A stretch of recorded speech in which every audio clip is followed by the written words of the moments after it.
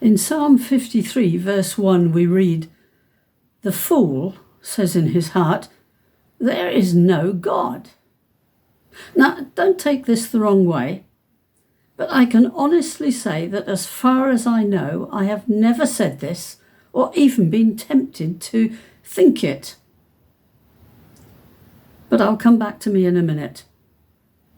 In fact, I don't even recollect many occasions when I've heard anyone say this so definitively, categorically, and finally, there is no God. There is no God at all. Even those of my friends or acquaintances who claim to be atheists are mostly, in fact, agnostics. They would rarely go so far as to say there is no God at all. Yes, they may reject the God of Abraham, Isaac, and Jacob, the Father of our Lord Jesus Christ, but they stop short of rejecting the whole concept of God. They tend to retain a concept of some sort of superior spiritual being. Yeah, Richard Dawkins, of course, says it, but I've read recently that his ideas are going out of fashion, perhaps because they're foolish. My cousin has said it, but then she had a brain tumour and other mental problems and has said a lot of other foolish things as well. My Hindu Nepali friends, on the other hand, say something which at first seems to be very different. They say there are 33 million gods. But if you consign, as they do, the unique creator-redeemer God to just one among millions, is that in fact so very different in the long run?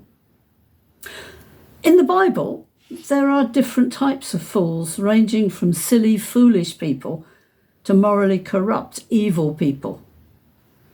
Psalm 53 verse 1 is talking about the bad type.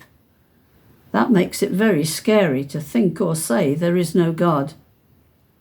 And I did say I'd come back to myself. There are plenty of places in the Bible.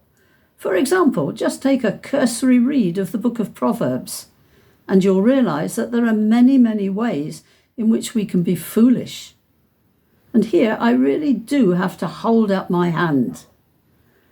Here are some examples, but don't waste time working out which ones I've been guilty of, though there are several.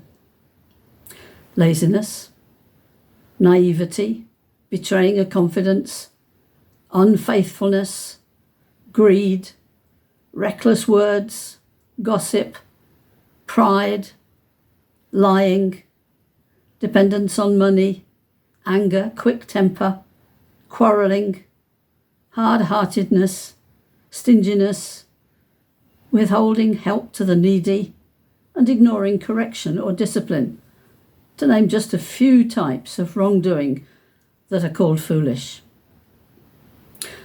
Proverbs 28 verse 26 perhaps sums it up. He who trusts in himself or in his own mind is a fool. In other words, if I do my own thing and it results in one or more of these activities, I'm actually excluding God from that part of my life. While I may not initially deny God's existence, if I persist in acting foolishly, it may escalate. In effect, I am increasingly behaving as though God did not exist. In other words, I'm in danger of pushing him away, and in time, this could lead from intermittent foolishness to being an actual fool. And that, as I said before, is a scary thought.